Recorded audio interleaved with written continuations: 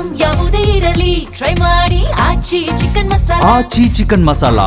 ದಾವಣಗೆರೆಯಲ್ಲಿ ಪಕ್ಷ ವಿರೋಧಿ ಚಟುವಟಿಕೆ ಆರೋಪ. ಅಬ್ದುಲ್ ಜಬ್ಬಾರ್ಗೆ ಶಾಕ್ ಕೊಟ್ಟಿದೆ ಕಾಂಗ್ರೆಸ್. ಕಾಂಗ್ರೆಸ್ ಪಕ್ಷದಿಂದ ಅಬ್ದುಲ್ ಜಬ್ಬಾರ್ ಅವರನ್ನ ಉಚ್ಚಾಟನೆ ಮಾಡಲಾಗಿದೆ. ಕಾಂಗ್ರೆಸ್ ಪಕ್ಷದ ಪ್ರಾಥಮಿಕ ಸದಸ್ಯ ಸ್ಥಾನದಿಂದ ವಜಾ ಮಾಡಿರೋದು. ಜಬ್ಬಾರ್ ವಜಾ ಮಾಡಿ ಕೆಪಿಸಿಸಿ ಅಧ್ಯಕ್ಷ ಡಿಕೆ ಶಿವಕುಮಾರ್ ಆದೇಶವನ್ನ ಹೊರಡಿಸಿದ್ದಾರೆ. ದಾವಣಗೆರೆ ಸ್ಥಳೀಯ ಮುಸ್ಲಿಂ ಮುಖಂಡರ ಮಾಹಿತಿ ಆಧರಿಸಿ ಕ್ರಮವನ್ನ ತೆಗೆದುಕೊಳ್ಳಲಾಗಿದೆ. ಈ ವಿಚಾರವನ್ನ ಯಾರು ಎಷ್ಟರ ಮಟ್ಟಿಗೆ ಸೀರಿಯಸ್ ಆಗಿ ಪರಿಗಣಿಸಿದಾರೋ ಇಲ್ವೋ ಗೊತ್ತಿಲ್ಲ. ಬಟ್ ಕೆಪಿಸಿಸಿ ಅಧ್ಯಕ್ಷರಾಗಿರುವಂತ ಡಿಕೆ ಶಿವಕುಮಾರ್ ಅವರು ಬಹಳ ಗಂಭೀರವಾಗಿ ತೆಗೆದುಕೊಂಡಿದ್ದಾರೆ. ಹಾಗಾಗಿನೇ ಜಬ್ಬಾರ್ ಅವರನ್ನ ಪಕ್ಷದಿಂದ ಕಿಕ್ಔಟ್ ಮಾಡಿದ್ದಾರೆ. ದಾವಣಗೆರೆ ಸ್ಥಳೀಯ ಮುಸ್ಲಿಂ ಮುಖಂಡರ ಮಾಹಿತಿ ಆಧರಿಸಿ ಈ ಕ್ರಮವನ್ನ ತೆಗೆದುಕೊಳ್ಳಲಾಗಿದೆ. ಪಕ್ಷ ವಿರೋಧಿ ಚಟುವಟಿಕೆ ನಡೆಸಿದ್ದಾರೆ ಜಬ್ಬಾರ್ ಅವರು ಅನ್ನೋ ಆರೋಪ ಅವರ ಮೇಲಿದೆ. ಹಾಗಾಗಿನೇ ಕಾಂಗ್ರೆಸ್ ಪಕ್ಷದಿಂದ ಜಬ್ಬಾರ್ ಅವರನ್ನ ಉಚ್ಚಾಟನೆ ಮಾಡಿ ಆದೇಶವನ್ನ ಹೊರಡಿಸಿದ್ದಾರೆ ಕೆಪಿಸಿಸಿ ಅಧ್ಯಕ್ಷ ಡಿಕೆ ಶಿವಕುಮಾರ್ ಅವರು.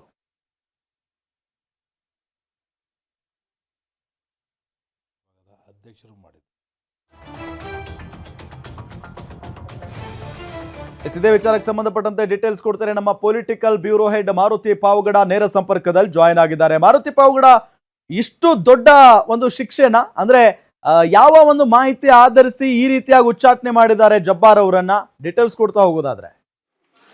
ರಾಮ್, ಈ ದಾವಣಗೆರೆ ದಕ್ಷಿಣದಲ್ಲಿ ನಡೆದಂತಹ ಪಕ್ಷ ವಿರೋಧಿ ಚಟುವಟಿಕೆಯನ್ನು ಕೇವಲ ದಾವಣಗೆರೆ ದಕ್ಷಿಣ ವಿಧಾನಸಭಾ ಕ್ಷೇತ್ರಕ್ಕಷ್ಟೇ ಸೀಮಿತ ಮಾಡ್ತಾ ಇಲ್ಲ. ಈ ಬೆಳವಣಿಗೆಗಳು ರಾಜ್ಯದಲ್ಲಿ ಮುಂದೆ ಬರ್ತಾ ಇರುವಂತಹ ಸ್ಥಳೀಯ ಸಂಸ್ಥೆಗಳ ಚುನಾವಣೆ ಆಗಿರ್ಬೋದು, ಬೇರೆ ಬೇರೆ ರಾಜ್ಯಗಳ ಚುನಾವಣೆಯಲ್ಲಿ ಇಂಥ ಒಂದು ಚಟುವಟಿಕೆಗಳು ಆಗಬಾರ್ದು ಅನ್ನುವಂಥ ಒಂದು ಕಾರಣಕ್ಕೋಸ್ಕರವೇ ರಾಜ್ಯ ಕಾಂಗ್ರೆಸ್ ನಾಯಕರಿಗಿಂತಲೂ ಕೂಡ ಈ ಪ್ರಕರಣವನ್ನು ರಾಷ್ಟ್ರೀಯ ಮಟ್ಟದ ಕಾಂಗ್ರೆಸ್ ನಾಯಕರು ಭಾಳಷ್ಟು ಗಂಭೀರವಾಗಿ ತೆಗೆದುಕೊಂಡಿರುವಂಥದ್ದು. ಈ ಹಿನ್ನೆಲೆಯಲ್ಲೇ ಇಬ್ಬರ MLCಗಳ ವಿರುದ್ಧ ಖಡಕ್ಕಾದಂಥ ಒಂದು ಕ್ರಮಕ್ಕೆ ಕಾಂಗ್ರೆಸ್ ಹೈಕಮಾಂಡ್ ಕೆಪಿಸಿಸಿ ಅಧ್ಯಕ್ಷರಾಗಿರುವಂತಹ ಡಿಕೆ ಶಿವಕುಮಾರ್ ಅವರಿಗೆ ಸೂಚನೆಯನ್ನು ಕೊಟ್ಟಿತ್ತು. ಈ ಹಿನ್ನೆಲೆಯಲ್ಲೇ ಕಳೆದ 3 ದಿನಗಳ ಹಿಂದೆ ಒಂದು ಕಡೆ ಜಬ್ಬಾರ್ ಅವರ ವಿರುದ್ಧವೂ ಕೂಡ ಕ್ರಮ ಆಗಿತ್ತು. ಅಂದರೆ ಅಲ್ಪಸಂಖ್ಯಾತ ಘಟಕದ ಅಧ್ಯಕ್ಷ ಸ್ಥಾನದಿಂದ ವಜಾ ಮಾಡುವಂಥ ಒಂದು ಕೆಲಸವನ್ನು ಡಿಕೆ ಶಿವಕುಮಾರ್ ಅವರು ಮಾಡಿದರು. ಅದರ ಮುಂದುವರೆದ ಭಾಗವಾಗಿ ಸುರ್ಜೇವಾಲಾ ಅವರು ಮುಖ್ಯಮಂತ್ರಿ ಸಿದ್ದರಾಮಯ್ಯ ಅವರಿಗೆ ಕರೆ ಮಾಡಿ ಸೂಚನೆಯನ್ನು ಕೊಟ್ಟಿದ್ದರು. ನಾಸೀರ್ ಅವರ ವಿರುದ್ಧವೂ ಕೂಡ ಕ್ರಮ ಆಗಬೇಕು ಅಂತ. ಸಿದ್ದರಾಮಯ್ಯ ಅವರೇ ತಮ್ಮ ಆಪ್ತ ನಾಸೀರ್ ಅವರಿಗೆ ಹೇಳಿದರು, ತಮ್ಮ ಸ್ಥಾನಕ್ಕೆ ರಾಜೀನಾಮೆಯನ್ನು ಕೊಡಿ, ಮುಖ್ಯಮಂತ್ರಿ ರಾಜಕೀಯ ಕಾರ್ಯದರ್ಶಿ ಸ್ಥಾನಕ್ಕೆ ರಾಜೀನಾಮೆಯನ್ನು ಕೊಡಿ ಅನ್ನುವಂಥ ಒಂದು ಸೂಚನೆಯನ್ನು ಕೊಟ್ಟಿದ್ದರು. ಆ ಮಾತನ್ನು ಕೂಡ ಕೇಳಿರಲಿಲ್ಲ.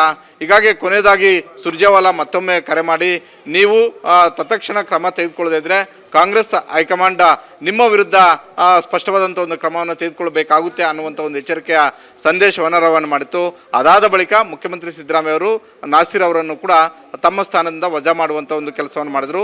ಅದರ ಮುಂದುವರೆದ ಭಾಗವಾಗಿ ಅಬ್ದುಲ್ ಜಬ್ಬಾರ್ ಅವರನ್ನು ಈಗ ಕಾಂಗ್ರೆಸ್ ಪಕ್ಷದ ಪ್ರಾಥಮಿಕ ಸದಸ್ಯತ್ವ ಸ್ಥಾನದಿಂದಲೇ ಕಿತ್ತೊಗೆಯುವಂಥ ಒಂದು ಕೆಲಸ ಕೆಪಿಸಿಸಿ ಅಧ್ಯಕ್ಷ ಡಿಕೆ ಶಿವಕುಮಾರ್ ಅವರು ಮಾಡಿದ್ದಾರೆ. ನಿನ್ನೆ ಅಷ್ಟೇ ಡಿಕೆ ಶಿವಕುಮಾರ್ ಅವರು ಮಾಧ್ಯಮಗಳ ಮುಂದೆನೇ ಹೇಳಿದರು, ದಾವಣಗೆರೆ ದಕ್ಷಿಣ ವಿಧಾನಸಭಾ ಕ್ಷೇತ್ರದಲ್ಲಿ ಯಾವ ನಾಯಕರು ಹೇಗೆ ನಡ್ಕೊಂಡ್ರು ಅನ್ನುವಂಥದ್ದು ದಾವಣಗೆರೆ ಜಿಲ್ಲಾ ಘಟಕವೂ ಕೂಡ ರಿಪೋರ್ಟ್ ಕೊಟ್ಟಿದೆ.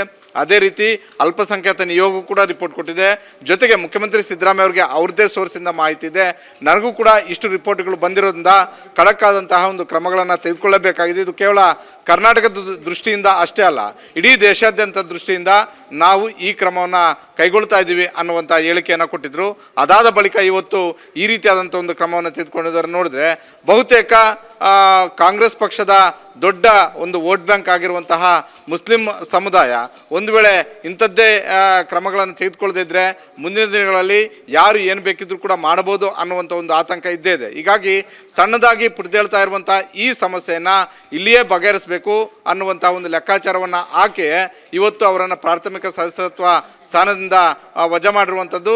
ಮೊನ್ನೆಯಿಂದಲೂ ಕೂಡ ಕಾಂಗ್ರೆಸ್ ನಾಯಕರ ವಿರುದ್ಧ ಒಂದಷ್ಟು ಅಪಸ್ವರದ ಮಾತುಗಳನ್ನು ಆಡ್ತಿದ್ದಂತಹ ಜಬ್ಬಾರ್ ಅವರ ನಡೆ ಮತ್ತೆ ನೋಡಿ ಮುಂದಿನ ದಿನಗಳಲ್ಲಿ ಈ ಕ್ಷಣದಿಂದ ಹೇಗಿರಬಹುದು ಅನ್ನುವಂತಹ ಕುತೂಹಲವೂ ಕೂಡ ಇದೆ. ಅದೇ ರೀತಿ ರಾಜ್ಯ ರಾಜಕೀಯದಲ್ಲಿ ಮತ್ತೊಂದು ಬೆಳವಣಿಗೆ ಆದರೂ ಕೂಡ ಆಶ್ಚರ್ಯ ಇಲ್ಲ. ಇಂಥದ್ದೇ ಒಂದು ವಾತಾವರಣ ರಾಜ್ಯ ಕಾಂಗ್ರೆಸ್ನ ವಾತಾವರಣಕ್ಕೋಸ್ಕರ JDS ನಾಯಕರು ಕೂಡ ಕಾಯ್ತಾ ಇದ್ರು. JDS ನಾಯಕರುಗಳು ಮುಂದಿನ ದಿನಗಳಲ್ಲಿ ಇದನ್ನು ಯಾವ ರೀತಿಯಾಗಿ ಬಳಸ್ಕೊಳ್ತಾರೆ ಅನ್ನುವಂಥದ್ದನ್ನು ಕಾದು ನೋಡಬೇಕಾಗಿದೆ. ಹೇಗೋ BJP ಅವರಂತೂ ಮುಸ್ಲಿಂ ಸಮುದಾಯದ ವೋಟನ್ನು ಟಚ್ ಮಾಡೋದಕ್ಕೆ ಆಗೋದಿಲ್ಲ. ಆದರೆ ಪ್ರಾದೇಶಿಕ ಪಕ್ಷವಾಗಿರುವಂತಹ JDS ಇದನ್ನು ಯಾವ ರೀತಿಯಾಗಿ ತೆಗೆದುಕೊಳ್ಳುತ್ತೆ ಅನ್ನುವಂಥದ್ದನ್ನು ರಾಜಕೀಯ ಲೆಕ್ಕಾಚಾರಗಳು ಇನ್ನು ಮುಂದೆ ಶುರುವಾಗುತ್ತೆ. ರಾಮ್, ಇನ್ನೊಂದು ವಿಚಾರ ಮಾರುತಿ ಪಾವಗಡ, ಈಗ ನಸೀರ್ ಅಹಮದ್ ಅವರ ಮನೆಗೆ ಹೋಗಿನೇ ಜಮೀರ್ ಅಹಮದ್ ಖಾನ್ ಅವರು ಭೇಟಿ ಮಾಡಿ ಮಾತುಕತೆ ನಡೆಸಿದ್ದಾರೆ ಅನ್ನೋದು ಗೊತ್ತಾಗ್ತಾ ಇರುವಂತಹ ಸಂಗತಿ. ನಿನ್ನೆ ಸಿದ್ದರಾಮಯ್ಯನವ್ರ ಜೊತೆಗೇನೆ 2 ಬಾರಿ ಮಾತುಕತೆ ನಡೆಸಿದ್ದಾರೆ. ಏನಾಗಿರ್ಬಹುದು ಈಗ ನಸೀರ್ ಅಹಮದ್ ಮತ್ತು ಜಮೀರ್ ಅಹಮದ್ ಖಾನ್ ಅವರ ನಡುವೆ ಏನ್ ಮಾತುಕತೆ ಆಗಿರಬಹುದು ಅಂತ? ನಿನ್ನೆ ಜಮೀರ್ ಅಹಮದ್ ಖಾನ್ ಅವರು ಮುಖ್ಯಮಂತ್ರಿ ಅವರನ್ನು ಪದೇ ಪದೇ ಭೇಟಿ ಮಾಡಿದ್ರು. ನಿನ್ನೆ ಬೆಳಗ್ಗೆ ಒಮ್ಮೆ ಭೇಟಿ ಮಾಡಿದ್ರು, ಬೆಳಗ್ಗೆ 1 ಗಂಟೆಗಳ ಕಾಲ ಚರ್ಚೆ ಮಾಡಿದ್ರು. ತದಬಳಿಕ ಮುಖ್ಯಮಂತ್ರಿ ಸಿದ್ದರಾಮಯ್ಯ ಅವರೇ ಮಧ್ಯಾಹ್ನದ ಬಳಿಕ ಬುಲಾವ್ ಕೊಟ್ಟಿದ್ರು. ಅಂದರೆ ರಾತ್ರಿ 8 ಗಂಟೆ ಬಳಿಕ ಬಂದು ಭೇಟಿ ಮಾಡಬೇಕು ಅಂತ. ನಿನ್ನೆ ರಾತ್ರಿ 8 ಗಂಟೆಗೆ ಮುಖ್ಯಮಂತ್ರಿ ಸಿದ್ದರಾಮಯ್ಯ ಅವರನ್ನು ಅವರ ನಿವಾಸ, ಸರ್ಕಾರಿ ನಿವಾಸ ಕಾವೇರಿಯಲ್ಲಿ ಭೇಟಿ ಮಾಡಿ ಸುಮಾರು 1 ಗಂಟೆಗೂ ಹೆಚ್ಚು ಕಾಲ ಚರ್ಚೆ ಮಾಡಿದ್ರು. ಸಹಜವಾಗಿ ಕಾಂಗ್ರೆಸ್ ಹೈಕಮಾಂಡ್ ಮಟ್ಟದಲ್ಲಿ, ಹೈಕಮಾಂಡ್ ಅಂಗಳದಲ್ಲಿ ಆಗ್ತಿರುವಂಥ ಒಂದು ಚರ್ಚೆ ಏನು ಅನ್ನುವಂಥದ್ದನ್ನು ಸುದೀರ್ಘವಾಗಿ ಚರ್ಚೆ ಆಗಿದೆ. ಸಿದ್ದರಾಮಯ್ಯ ಅವರು ಏನು ಹೇಳಬೇಕು ಜಮೀರ್ ಅಹಮದ್ ಖಾನ್ ಅವ್ರಿಗೆ ಹೇಳಿದ್ದಾರೆ. ಯಾಕಂತ ಹೇಳಿದ್ರೆ ಚುನಾವಣೆಯ ಸಂದರ್ಭದಲ್ಲಿ ಜಮೀರ್ ಅಹಮದ್ ಖಾನ್ ಅವರನ್ನು ಪದೇ ಪದೇ ಸಿದ್ದರಾಮಯ್ಯ ಅವರು ಕೂಡ ದಾವಣಗೆರೆ ಹಾಗೂ ಬಾಲ್ಕೋಟೆ ಎರಡೂ ಕಡೆನೂ ಕೂಡ ಹೆಚ್ಚು ಪ್ರಚಾರ ಮಾಡಬೇಕು ಅನ್ನುವಂಥ ಒಂದು ಸಲಹೆಯನ್ನು ಕೊಟ್ಟಿದ್ದರು. ಆದರೆ ದಾವಣಗೆರೆ ದಕ್ಷಿಣ ವಿಧಾನಸಭಾ ಕ್ಷೇತ್ರದಲ್ಲಿ ಟಿಕೆಟ್ ವಿಚಾರದಲ್ಲಿ ನನ್ನ ಮಾತು ನಡೆಯಲಿಲ್ಲ ಅನ್ನುವಂಥ ಒಂದು ಅಸಮಾಧಾನ ಜಮೀರ್ ಅಹಮದ್ ಖಾನ್ ಅವರಿಗೆ ಇದ್ದಿದ್ದು ನಿಜ. ಹೀಗಾಗಿ ಕೇರಳ ಚುನಾವಣೆಯಲ್ಲಿ ಬ್ಯುಸಿ ಇದ್ದೀನಿ ಅನ್ನುವಂಥ ಒಂದು ಮಾತುಗಳನ್ನು ಹೇಳಿದರು. ಅದಾದ ಬಳಿಕ ಈಗ ಕಾಂಗ್ರೆಸ್ ಹೈಕಮಾಂಡ್ ಮತ್ತು DK ಶಿವಕುಮಾರ್ ಸಿದ್ದರಾಮಯ್ಯ ಅವರಿಗೆ ಕೊಟ್ಟಿರುವಂಥ ಒಂದು ರಿಪೋರ್ಟಿಂದ ಒಂದಷ್ಟು ಅಸಮಾಧಾನಗೊಂಡಿರುವಂಥದ್ದು ನಿಜ. ಹೀಗಾಗಿ ನಿನ್ನೆ ತಡರಾತ್ರಿ ಎಲ್ಲ ವಿಚಾರಗಳು ಕೂಡ ಚರ್ಚೆ ಆಗಿದ್ದಾವೆ. ಇದರ ಜೊತೆಗೆ ನಾಸೀರ್ ಅವರ ಪರವಾಗಿಯೂ ಕೂಡ ಜಮೀರ್ ಅಹಮದ್ ಖಾನ್ ಅವರು ಅಲ್ಲಿ ಮಾತುಕತೆ ಆಡಿದ್ದಾರೆ. 2-3 ದಿನಗಳಿಂದ ಕೂಡ ಮಾಧ್ಯಮಗಳ ಕೈಗೂ ಸಿಗ್ತಿಲ್ಲ.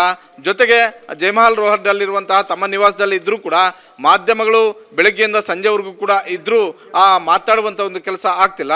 ಹೀಗಾಗಿ ರಾಜಕಾರಣಿಗಳಿಂದಲೂ ಕೂಡ ಅಂತರ ಕಾಯ್ದುಕೊಂಡಿರೋದ್ರಿಂದ ಇವತ್ತು ಬೆಳಗ್ಗೆ ಜಮೀರ್ ಅಹಮದ್ ಖಾನ್ ಅವರು ನೇರವಾಗಿ ನಾಸೀರ್ ಅವರ ಮನೆಗೆ ತೆರಳಿ ಆಗ್ತಿರುವಂತಹ ರಾಜಕೀಯ ಬೆಳವಣಿಗೆಗಳ ಚರ್ಚೆ ಮಾಡಿದ್ದಾರೆ. ಅದಾದ ಬಳಿಕ ತಮ್ಮ ನಿವಾಸಕ್ಕೆ ವಾಪಸ್ ಬಂದಂತೆ ಕಾಣಿಸ್ತಿದೆ. ಈ ನಡುವೆ ಕಾಂಗ್ರೆಸ್ ಹೈಕಮಾಂಡ್ ಹಾಗೂ DK ಶಿವಕುಮಾರ್ ಅವರು ತೆಗೆದುಕೊಂಡಿರುವಂಥ ಈ ಮಹತ್ವದ ನಿರ್ಧಾರ ಮುಂದೆ ಯಾವ ರೀತಿಯಾದ ಒಂದು ಚರ್ಚೆಗೆ ಕಾರಣ ಆಗುತ್ತೆ ಅನ್ನುವಂಥದ್ದನ್ನು ನೋಡಬೇಕಾಗಿದೆ. ನಾಸೀರ್ ಅವರ ಮನೆಯಲ್ಲಿ ಇರೋವರೆಗೂ ಕೂಡ ಈ ಕ್ರಮ ಆಗಿರಲಿಲ್ಲ. ನಾಸೀರ ಮನೆಯಿಂದ ಜಮೀರ್ ಅಹಮದ್ ಖಾನ್ ಅವರು ಬಂದ ಬಳಿಕ ಜಬ್ಬಾರ್ ಅವರ ವಿರುದ್ಧ ಇಂಥ ಒಂದು ದೊಡ್ಡ ಮಟ್ಟದ ಒಂದು ಕ್ರಮ KPCC ಅಧ್ಯಕ್ಷ DK ಶಿವಕುಮಾರ್ ಅವರು ತೆಗೆದುಕೊಂಡಿರೋದ್ರಿಂದ ಮುಂದೆ ಇದು ಜಬ್ಬಾರ್ಗಷ್ಟೇ ಸೀಮಿತ ಆಗುತ್ತಾ, ನಾಸೀರ್ ಅವರ ವಿರುದ್ಧವೂ ಕೂಡ ಇದು ಇಂಥದ್ದೇ ಒಂದು ಕ್ರಮ ಆಗುತ್ತಾ ಅನ್ನುವಂಥದ್ದನ್ನು ಕಾದು ನೋಡಬೇಕಾಗಿದೆ. ಮತ್ತೊಂದು ಕಡೆ ಏನಂತ ಹೇಳಿದ್ರೆ ಸಹಜವಾಗಿ ಜಮೀರ್ ಅಹಮದ್ ಖಾನ್ ಅವರು ಕೂಡ ಆತಂಕದಲ್ಲಿದ್ದಾರೆ, ನಾನು ಇಲ್ಲ ಅಂತ ಹೇಳ್ತಿಲ್ಲ. ಆದರೆ ಜಮೀರ್ ಅಹಮದ್ ಖಾನ್ ಅವ್ರಿಗೆ ಇರುವಂಥ ಒಂದು ವರ್ಚಸ್ಸು ಕೇವಲ ಕರ್ನಾಟಕದಲ್ಲಿ ಅಷ್ಟೇ ಅಲ್ಲ, ಬೇರೆ ಬೇರೆ ರಾಜ್ಯಗಳಲ್ಲೂ ಕೂಡ ವರ್ಕೌಟ್ ಆಗ್ತಿರೋದ್ರಿಂದ ಅವರ ವಿರುದ್ಧ ಇಷ್ಟು ದೊಡ್ಡ ಮಟ್ಟದ ಕ್ರಮ ಆಗದೇ ಇದ್ರೂ ಕೂಡ ಕಾಂಗ್ರೆಸ್ ಹೈಕಮಾಂಡಿಂದ ಒಂದು ಎಚ್ಚರಿಕೆಯ ಮತ್ತೊಂದು ಸಂದೇಶ ಬಂದರೂ ಕೂಡ ಆಶ್ಚರ್ಯ ಇಲ್ಲ. ನಿನ್ನೆ ರಾತ್ರಿ ಸಿದ್ದರಾಮಯ್ಯ ಅವರ ನಿವಾಸದಲ್ಲಿ ನಡೆದಂತಹ ಮಾತುಕತೆಯಲ್ಲಿ ಇವೆಲ್ಲವೂ ಕೂಡ ಪರವಿರೋಧ ಮಾತುಗಳು ಬಂದಿದ್ದಾವೆ ಅನ್ನುವಂಥ ಒಂದು ಮಾಹಿತಿಯು ಕೂಡ ಸಿಗ್ತಾ ಇದೆ. Ram, okay, thank you Maruti Pavagada ತಮ್ಮೆಲ್ಲ ಮಾಹಿತಿಗಾಗಿ.